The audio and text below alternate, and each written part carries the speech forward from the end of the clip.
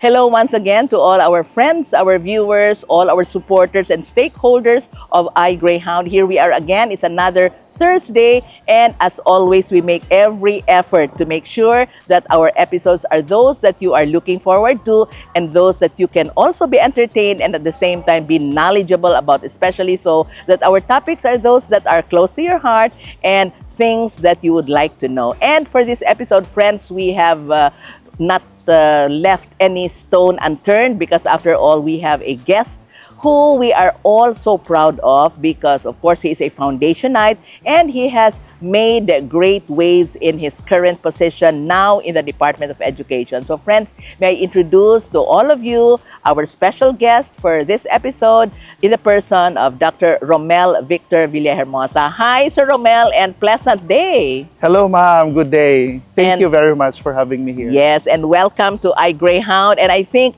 welcome back on campus because you're an alumnus.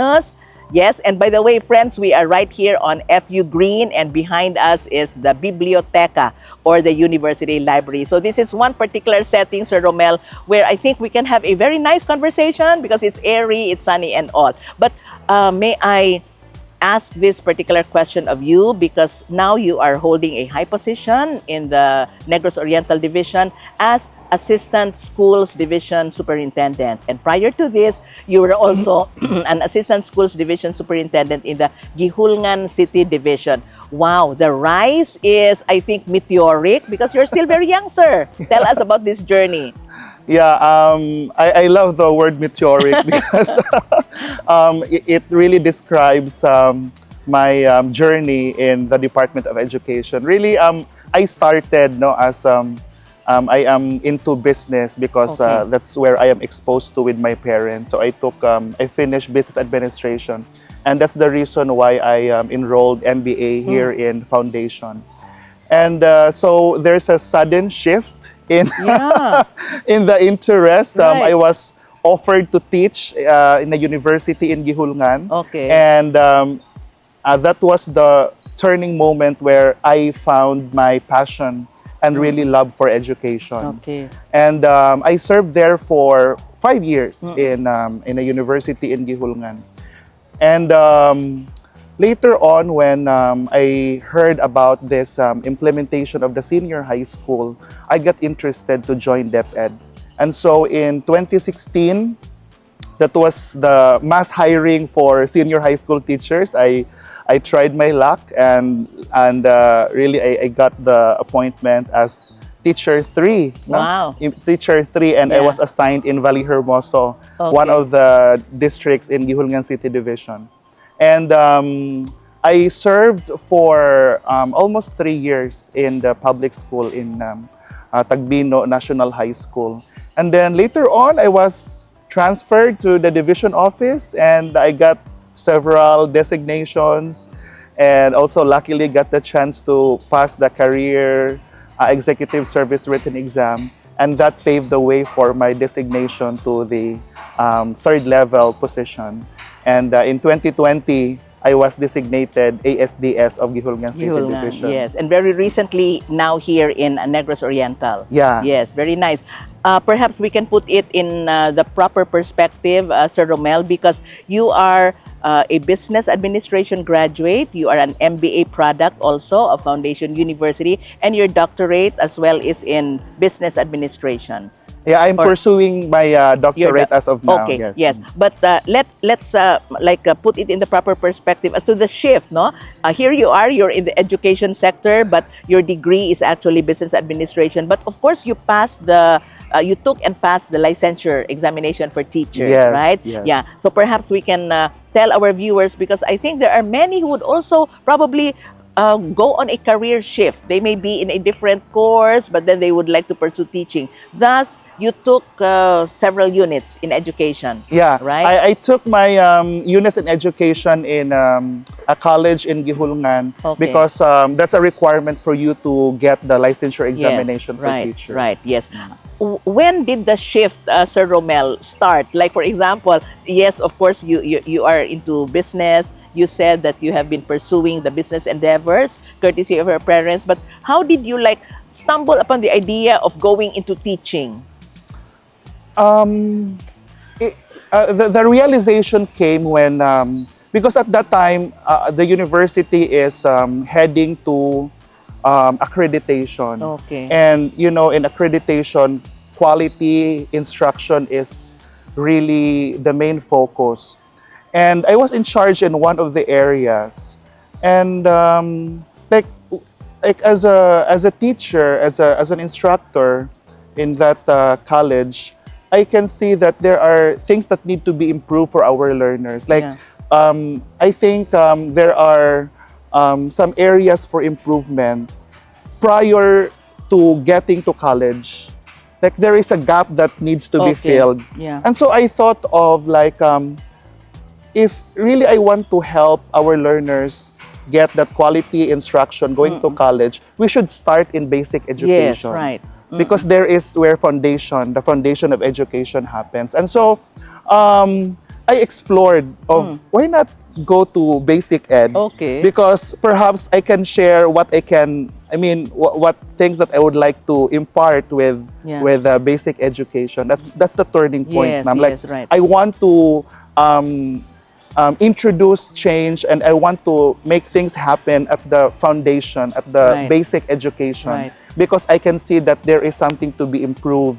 And sometimes we in the tertiary education, no, we are the absorbers Yes. Of those who come from basic education. Yes. And I certainly agree, no, Sir Romel, that indeed before these learners can progress into the next level, we have to start, no, with the basic education. yes. But tell us, Sir Romel, your managerial skills, which I think you got, no, from your business administration degree. Does this help in a big way in your endeavor now in the education sector? In terms of the managerial skills, really the concepts, the theories I learned in my business course, and especially with my MBA in foundation, really helped me. Yeah. However, prior to entering DepEd, I was already like given managerial roles, like being assisting the department head in our Okay. college at that time, processing the enrollment, and of course giving advice and served as consultant in the student government, where I also was very involved during my college days. Yes, yes. And then later on, it was sort of an accident, because that was the mass hiring of senior high school. And I was assigned in a standalone senior high school where there are only 2 teachers. Oh my, yeah. Myself and the other one. Okay. So, like, there's no choice. Well, there's the other teacher, but they designated me to become the teacher in charge of that standalone senior high Okay, school. okay. And to teach practically all the strands? Yes, exactly, Oh ma'am. my goodness. I'm just trying to imagine how you can like divide the time, as well Yeah. as the, of course, expertise probably would be Yeah, there, of yeah. course, no, including the knowledge. But juggling your schedule from one strand to another and handling several students. Exactly, and sections, no? exactly, and one of the constraints really is, when we are in tertiary education, we are provided with resources, we Right. are provided with the facilities, and when we go to the basic ed, especially in the government, there are a lot of challenges, no? There are a lot of deficiencies, no? Like, at that time when senior high school was introduced, we have very limited classrooms, no? We offer TVL courses where most of our equipment, most of our facilities are not yet available. So those are one of the challenges that we have to manage at that time. Yes, yes. And I think, as I mentioned, no, this is where the skills that you may have gotten or that you have gotten from your business administration degrees, both in the undergraduate level and, of course, in your MBA program here at Foundation University, would come in very handy. Now, tell us, Sir Romel, again, this is something that would interest all our televiewers, especially so that if there is a shift in career, I think they would like to have the best of both worlds, no? But you have been exposed to government, no? Even as an undergraduate, you finished in a state university, finished your MBA at Foundation University, which is a private institution. But like, how do you balance the challenges? And now you are in government as a DepEd Assistant Schools Division Superintendent. But how do you like get the best of everything in the private sector and again in the public sector? What I really embraced, no, as a government official is the values of Foundation University, and that is commitment to excellence and integrity. Because here in Foundation, we don't settle for less. Right, right. My we God. always strive to be the best, and we excel in so many ways. Right. And that's that's the thing that drives me. Like, I have this concept, ma'am, in my mind that if I am in a particular environment and there is no room for success and growth in me, then I have to get out. Okay. Yeah. Oh. That's why I served in a state university for 5 years, and I feel like there is something that I'm trying to look into for myself and for the community. And one thing also, one value that I also embrace is service. Yes, Like being able to serve, you know, in basic education, you get to serve a lot of people. Here in Negros Oriental Division, we have more than 500 schools. Right. That's how big our division is. So we get to serve a lot of people, meet different people every day, listen to their stories, be inspired with them, and most importantly, offer our services to them. As an assistant schools division superintendent, there are offices that are working directly under your supervision, and perhaps we can mention this, sir. Yeah, for our SDO, since we are a big division, we are two. There are two assistant superintendents. Yeah, because of the volume of schools that we manage. Yeah. So there are two major committees that an assistant superintendent handles: the procurement and recruitment. Yeah. And I am assigned with the recruitment and selection. So all vacancies, natural and new items that need to be filled up, that's where I do the recruitment interviews, screening, and all that stuff. And the other ASDS is in charge with the procurement. Okay. So meaning supplies, equipment, and others. Yes. What do you usually require, sir, of your not really subordinates, no, but the individuals who are working with you, including the teachers and even your staff? What do you usually require of them? We have this mantra in Negros Oriental Division. Sa DepEd Negros Oriental, ang mga tinunan, tinud-anay gimahal. So that's basically what we require from our teachers. Just love our children. Yes. And I think that's very easy to understand, right? Is it intrinsic, no? I think because after all, we are in an academic setting. Is it intrinsic among teachers to, or not really intrinsic, or being compelled, no? Compelled, that would probably be a stronger word. But should it come naturally among teachers to really love the learners? Well, I think yes, ma'am. Because for me, teaching is a calling. You cannot just be a teacher. Like, you know, I enrolled business administration. I thought I would never be in this field, but recalling in my past when I was still a child, I used to be the teacher with my cousins, no, and I give them lessons. So I have recalled. So ingon ani akong gihimo sa una. That's a calling, and for me, once you are a teacher, that's innate. Loving the children and giving them the right education they deserve. Right. The challenges that you have encountered, Sir Romel, probably may have been vast, no? Because you have been in different divisions, and in fact, Yulngan City Division is is it a large division? It's a small division. It's a small division, even if Yulngan is actually a big city, right? But the challenges perhaps that you may have encountered as far as your job is concerned now, would it merit, no? staying on in this job until probably years from now, no?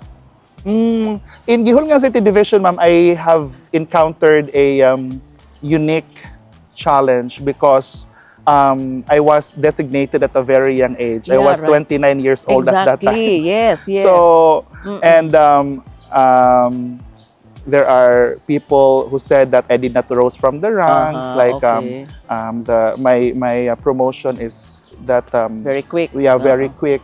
So the challenge was, how am I going to manage these people who are more than twice my age? Right, right, yes. Like And who have been there, yeah, like in yes, the division for a long yes. So time. in terms of expertise, in terms of knowledge about the job, in terms of doing the things in DepEd, they are knowledgeable compared to Yes, me. yes, yes. That was my challenge. Okay. And so I realized, well, they are knowledgeable, they are expert.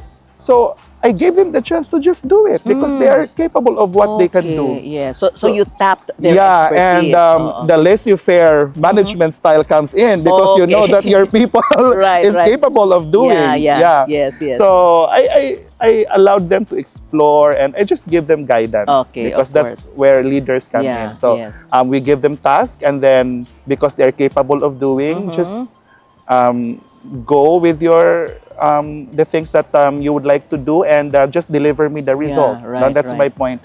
However, when I transferred to Negros Oriental Division, it's a big division, and it's a mother division of all other divisions in Negros Oriental. So aside from the people who are expert and really knowledgeable about the task, there are already systems and mechanisms placed in. Yes, yes. In place now. In place. And there are procedures already that are being followed. And that's where the challenge comes in, because I am a young leader. And when you're a young leader, you are capable of thinking so many things about introducing change. And the challenge is, how do you trigger change, disturb change when there is already that So, like the mechanism is in yeah, place established already. mechanism. Yes, right. So it's like a choice of, so to speak, not rocking the boat. Yeah. Or a status quo, maintaining Yes. the status quo. But Sir Romel, no, I really admire the attitude that you have, no, young as you are, of course, no, but like adjusting yourself to an intricate. I'd like to call the DepEd. Of course, DepEd is close to my heart. I'd like to call DepEd as an intricate bureaucracy in a positive note, no. Yeah. But again, young as you are, and managing, no, to be in between, like individuals who have been there for a long time, and also those who probably are coming in, especially young teachers, Yeah. because you're in the recruitment Yes, committee. How do you like pull all of this together so that you would still come out alive and well? The challenge there is how do I encourage these people Yeah. to work with me? Yes, yes. And especially with the assignments that are given to me. So I'm just very lucky because I have always worked with people who are compassionate, understanding. Like in a group, in a committee, ma'am, where I sit as chairman, I allowed them to express. Okay. Yeah, like what do you want to introduce in Yeah. our system? Yes, yes. Like for example, in the recruitment. So although there are mechanisms that are provided with the DepEd through issuances and orders, but we can sort of devise some mechanisms that are in context with our needs, no? And the things that are available, no, in our office.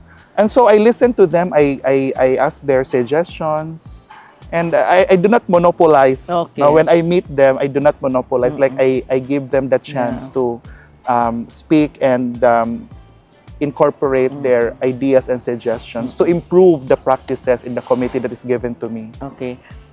Would you call that, Sir Romel, as your leadership style? I think yes. Okay, and do you find it useful? That particular style of leadership? Yeah, Probably not useful, but convenient perhaps, or manageable among everybody yeah, I find it for important practical. Oo. nowadays. Practical, yeah, that's Oo, the yeah. right term, ma'am. Mm-mm. Practical, Mm-mm. because now we need people who are really involved in Yeah. us, not just in the implementation, but in all stages in terms of management, like from Yeah. planning to execution to Okay. monitoring and Yeah. feedbacking. Yeah, We yeah. need involvement from Yes, our yes, people. yes, right. Yeah, because if they are only involved in the implementation and they are not involved with the plan, Okay. Ah, okay. there's no sense of ownership Yes, in yes. terms of Yeah, success. right. That Yeah. is where you're being an MBA graduate of Yeah. Foundation University comes in, Yeah. really, no? Thus, Sir Romel, no, for the benefit of our viewers who would like to merge to, I would like to say different endeavors, ba? Business administration and education, but in your case, you are able to merge it and come out of it like successful, or perhaps a really like shining an shining example of somebody who can merge two disciplines. Would you also encourage that among our learners, among our young people who are into shifting careers or still building up their careers? Um, I think I would suggest for our viewers, especially for the young Yeah. ones, to Okay. listen to your heart. Okay. What do you want to do? Yeah. Because although I have explored business administration, I studied my MBA in Foundation, where I met Yeah. Ma'am Charlotte and Yes. Ma'am Ligaya. Yeah. I learned a lot from them, Yes, no, in my yes, right. MBA. Mm-mm. But I was able to there's something that I'm looking for in my life at that time. I want to serve the communities, something that is the thing that I want and the thing that I love. And so there is education. So I responded to that call. Okay. And Yeah. then I integrated, no, I integrated the learnings I have in this university and with my prior education. So I think it's not really about integration, ma'am, but Okay. about what your heart is telling Yes, you to okay. do. So Yeah. follow your heart's desire. Yeah. Yeah, and then like find your niche, right? Yeah.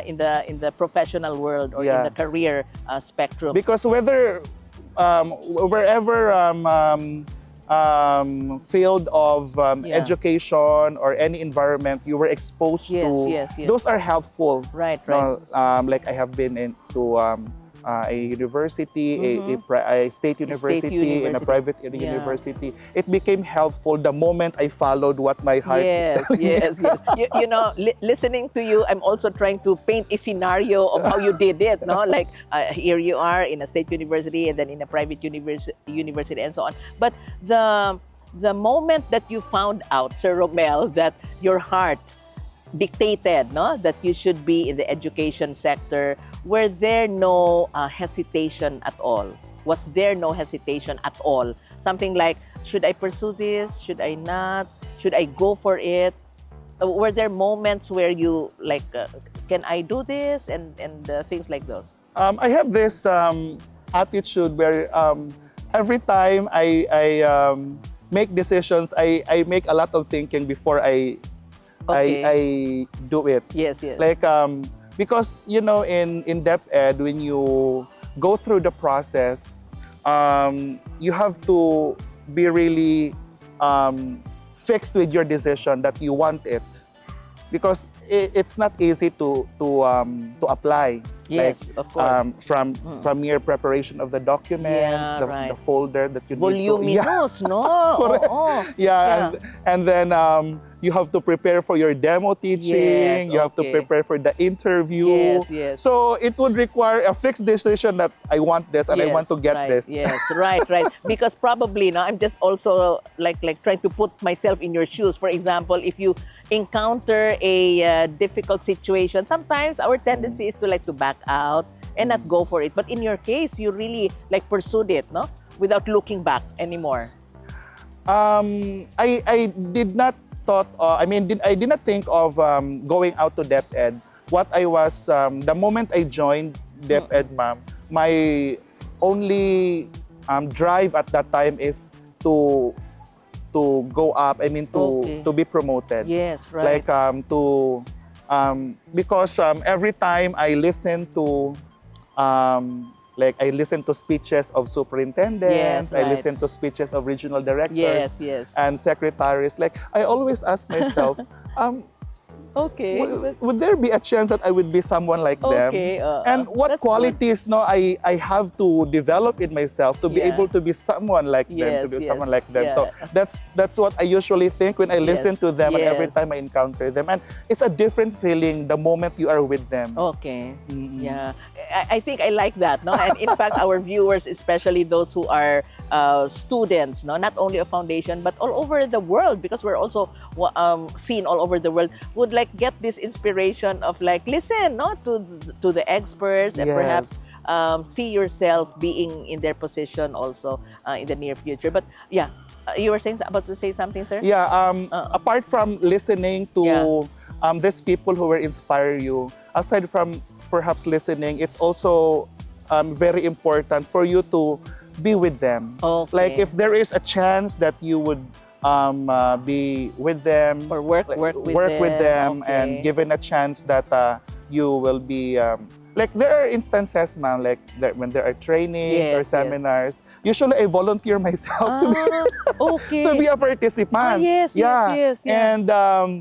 um, and since I was assigned in a far-flung school, Mm-hmm. no, I always give myself a chance where I could expose myself to this Yeah. um, The the high-ranking yes, people in the right. division. Yeah, So the heads of offices, yes, no? yes. So Yeah. every time I organize activities, I see to it that I invite them. Okay. Yeah, and Mm. the moment they are already in the school, no, I would really grab the chance Yes. to be with them. Exactly, Yes, because it may happen only once or it may not yes, come in every day, no? yes. How would you describe, Sir Romel, our current learners now, no? The 21st century learner, as we say. Um, our learners now, ma'am, are so much exposed with technology. They Okay. are so much exposed with knowledge. Yeah. Mm-mm. Um, it's available in the internet. It's available everywhere. And one of the problems here is there is a gap or mismatch because most of our educators, or if not all, are they need training, they need exposure. Because for me, our learners now are advanced in Yes, terms right. of technology, in Mm-mm. terms of information that Right. is available in the Right, internet. right, right. So we need to balance. Like for example, our elementary learners, they have already TikTok accounts. Yeah, And my so they God. yeah Right, they right. have a lot of social media accounts, and that's where they are they enjoy doing. And so if we can integrate this in the classroom, and perhaps if our teachers have Yeah. this knowledgeable about these things Yeah. and integrate this in our lessons, then the instruction will be lively and enjoyable for our learners. Yeah, yes. Our learners today, Sir Romel, are of course, I think this has been discussed in the Department of Education, are the so-called digital natives because they Yes. grew up, they were born with this technology. But there are also digital immigrants, and these are the teachers that we have had for a long time in the Yeah. Department of Education. But I think the senior high school program, Sir Romel, that the department has instituted, I think how many years has it been? It was implemented in 2016. 2016, Yes, yes. right. So it has been quite a number of years already without really doing a very like a very serious evaluation. Where are we now as far as the graduates of our senior high school program are? Talking about it in a general sense, not only in Negros Oriental. I have worked closely with the senior high school, Okay, yeah. and I'm very happy with the result of our graduates now. Like our industries Yeah. are provided with adequate Yeah. labor, not just knowledgeable but skillful. Yes, yes. Because in the senior high school, ma'am, we are really into developing the skills, like the skills development, like the exits in terms of entrepreneurship. Yes, right. Yes. And in fact, we have this partnership with Foundation University, Right. the Joint Voucher Delivery Program, Okay. where our learners from the from schools that do not have enough facilities will have their training in Yes. foundation. Yeah. And aside from the training, they also get that assessment for national certificate with Yes, TESDA. okay. Yeah, so there is an assurance that when, I mean, after graduating the K-12, completing the K-12, they get that skill and they get that knowledge for them to be useful citizens in our community. Right. And I think our industries now are benefiting that. Yes, No? yes. When you yes. go to restaurants, you can see a lot of our senior high school graduates. Right.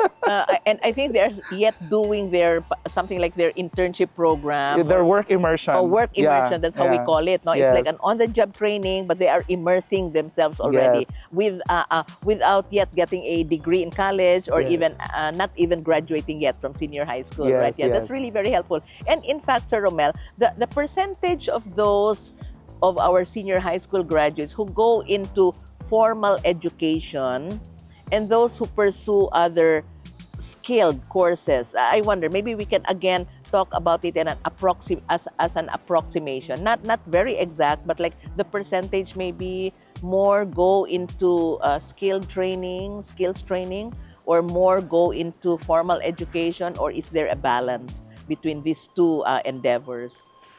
Well, our learners can go simultaneously. Okay. Yeah, yeah. They can pursue skills training, even yes.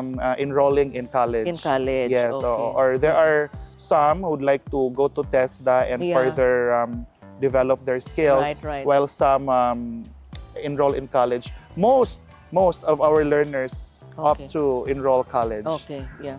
The only problem now is usually they go for the bridging program because our universities are also looking into this their preparation. Yeah, their preparations. Like for example, for you to be enrolled in an education course, you need to finish the humanities and social sciences course the in strand, no? Yes, that okay. strand. And if you're a graduate of a different strand, you need to have the enroll in the bridging program. Yes, there are yes. universities that do like that. Yeah, No? okay, yeah. In Gihulngan, because I have not really looked into the statistics in Negros Oriental yet, but in Gihulngan, many of our learners are really inclined with enrolling in college. In college, Yes. yeah. The skilled courses or trainings that these learners can get simultaneously, Sir Romel, you're referring to the national certifications, Yes, right? The yes, NCs, ma'am. no? Yes. And would you say that getting an NC, in fact, you can get 2 or 3 or even more NCs, Yes, right? yes. Even while enrolling in college. Yeah. Would this really make our graduates globally competitive, so to speak? Yes, ma'am. In fact, we have many graduates who are already working abroad Yes, because right. of the national certificate. Okay, Yes. that's really good, no? And since we are soon going to end the school year, no? Is there? I wonder. I'm just thinking aloud. There are reports, in fact, that perhaps the school calendar would revert back to the June calendar or something. I wonder if this has also been discussed among DepEd officials. Yeah, DepEd is already working to revert to our the original start of classes where it happens in June. Yeah, right. We have to because of our present condition where there's intense heat and right. our learners cannot do it in the classroom because of the intense heat. So now I think we are implementing this distance learning because of to mitigate that that issue. But it's going to be, I think, a 3-year change. Yeah, a gradual change for us to eventually go back Yeah. to the class Oo. in June. Yes, or the transition, The I think, transition, will yes. take a little time. Now, Sir Romel, I'd like to, maybe this is going to be on a personal note, no? You're a high achiever even when you were yet a student, no?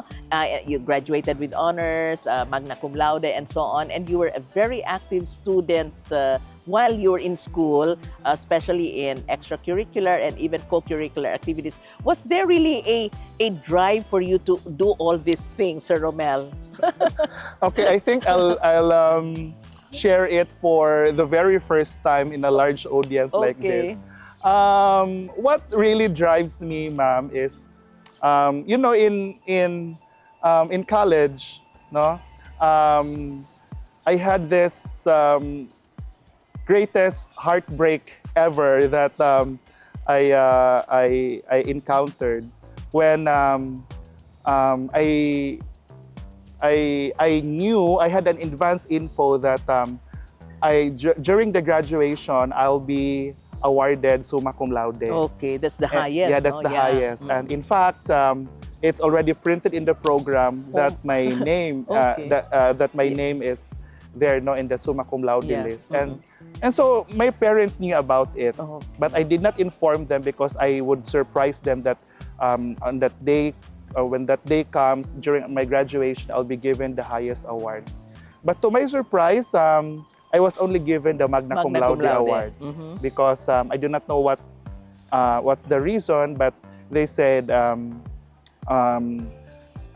Gihulngan campus would not qualify because it's an external campus and it's going to be the first, no, to have that summa cum laude and the only okay. summa cum laude in the entire university history, system the history. for that time, no, in that Okay. time, particular time.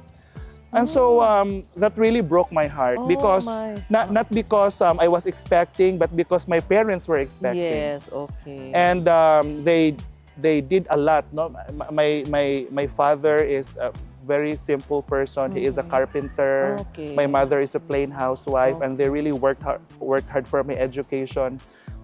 Because it's not yet free at that time, yeah. so I have to Oh, really, enroll in scholarship because Okay. I was a barangay I was a SK counselor, so I applied for barangay scholarship, and then later on, when my term ended,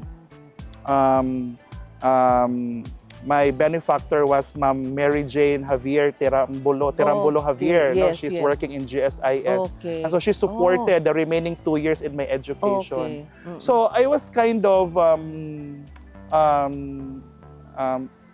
sad, no, for my parents because they did a lot for my studies. And so what I did is I told myself, if the university cannot give me that highest award, that recognition Oh my. for doing my best during my student Yes, years, yes. then the moment I go to the community, I will do my best, and it's the community who will give me the highest Oh my award. gosh.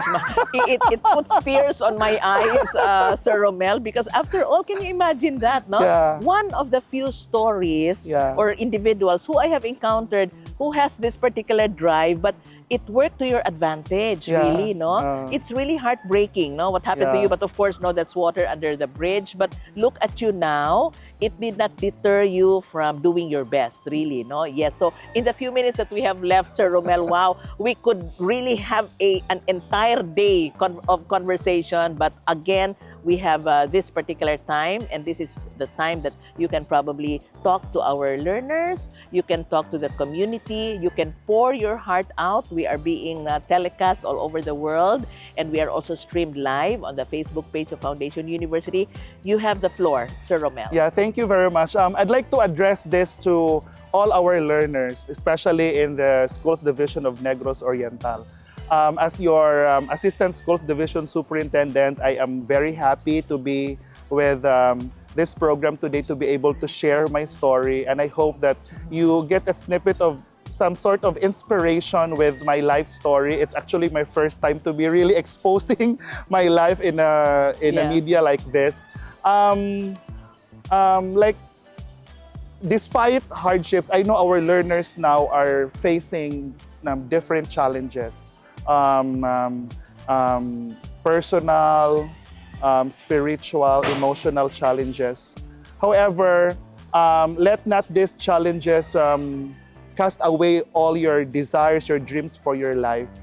However, make it as an inspiration, motivation for you to get the things that you desire for your life. And I would like to thank and also grab this chance, no, to thank Foundation University for really contributing so much in my life, in my professional and personal career. I've learned so many things while I studied my MBA here. That's why I'm very happy to see Ma'am Charlotte and Ma'am Gaia, who are my professors here in Foundation. And I look forward to working with Foundation University. Now we are sort of crafting this partnership, no? With the Schools Division of Negros Oriental. And one of the programs that I would like also to discuss with the administration is the integration of our farm schools. That's what our administration is heading right now under the leadership of Dr. Nery C. Ohastro. Yes, right. Yeah, right. Because we should, I think we should focus on agriculture. You know, during the pandemic, like if you have a lot of money in the bank or a lot of cash in your pocket, it's useless because all the stores are closed. No, I think at that time, yung mga farmers, nagyod ang naay mga, like they are not really affected because na kay tanom nga mga ginagmay sa imong palibot, dili man gyud ka magutman. But you can be self-sufficient already. Yeah, so well, if we can develop that skill, no, sa atong mga children, nga if they have a little space, no, they can plant and you know, develop that love for farming. Wow. So we are heading into that direction, and hopefully we can partner with Foundation University. Certainly. Very much welcome, Sir Romel. But you know, this is where we can say, now it can be told. Now your story can be told, and you are telling it right here on iGreyhound of Foundation University. Sir Romel, it has truly been such a nice conversation that we're having. Hope we can have you again, huh? Wow.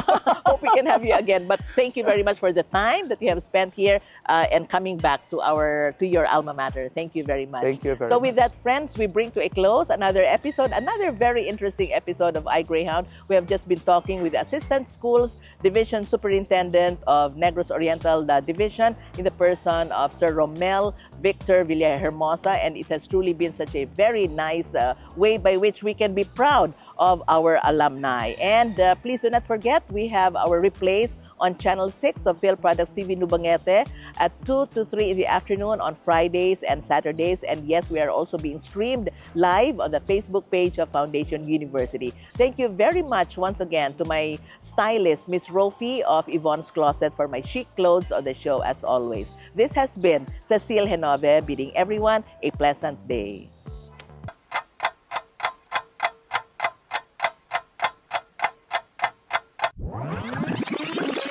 Since its inception in 1949, Foundation University has carved a place in academia, the home of the Greyhound.